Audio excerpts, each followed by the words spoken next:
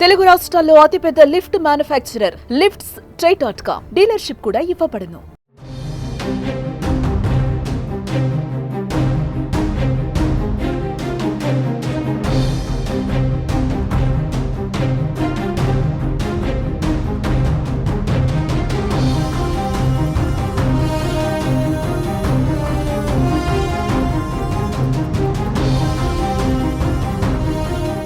గణతంత్ర దినోత్సవం సందర్భంగా 2025 పద్మ అవార్డుల గ్రహీతల జాబితాను కేంద్రం ప్రకటించింది. మొత్తం 139 మంది పద్మ అవార్డులకు ఎంపికయ్యారు.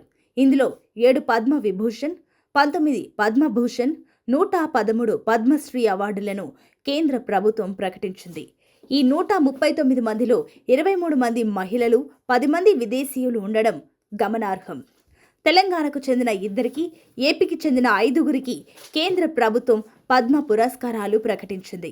ఇందులో నందమూరి బాలకృష్ణ, ఏఐజీ ఆసుపత్రుల అధినేత నాగేశ్వర రెడ్డికి పద్మభూషణ్ పురస్కారం లభించగా, మందకృష్ణ మాదిగ, నాగఫణి శర్మ, కేఎల్ శర్మ, మిరియాల అప్పారావు, వాదిరాజు రాఘవేంద్ర చర్యకు పద్మశ్రీ పురస్కారం లభించింది. పద్మ పురస్కారాలపై వైసీపీ అధినేత మాజీ సీఎం జగన్మోహన్ రెడ్డి స్పందించారు. పద్మ అవార్డు గ్రహీతలకు జగన్ శుభాకాంక్షలు తెలిపారు. ఈ మేరకు వైఎస్ ఎక్స్ వేదికగా ట్వీట్ చేశారు. ఆయా రంగాల్లో అత్యుత్తమ సేవలు అందించి భారతదేశ అత్యున్నత పద్మ పురస్కారాలకు ఎంపికైన తెలుగు వారికి శుభాకాంక్షలు అని ట్వీట్లో పేర్కొన్నారు.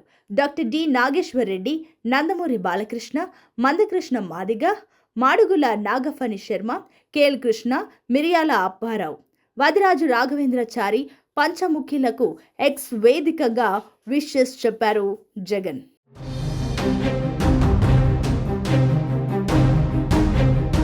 మరోవైపు వైసీపీ అధినేత జగన్ విదేశీ పర్యటనలో ఉన్నారు. లండన్ పర్యటనలో బిజీగా ఉన్నారు.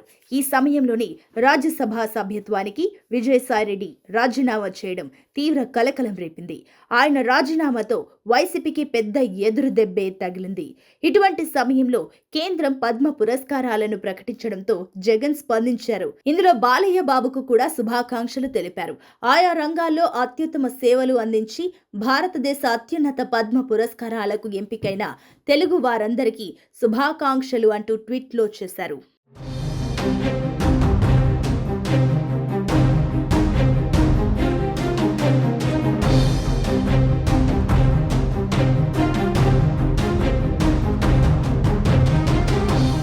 సుమన్ టీవీలో మీ పర్సనల్ అండ్ బిజినెస్ ప్రమోషన్స్ కోసం కింది నెంబర్కి కాంటాక్ట్ చేయండి.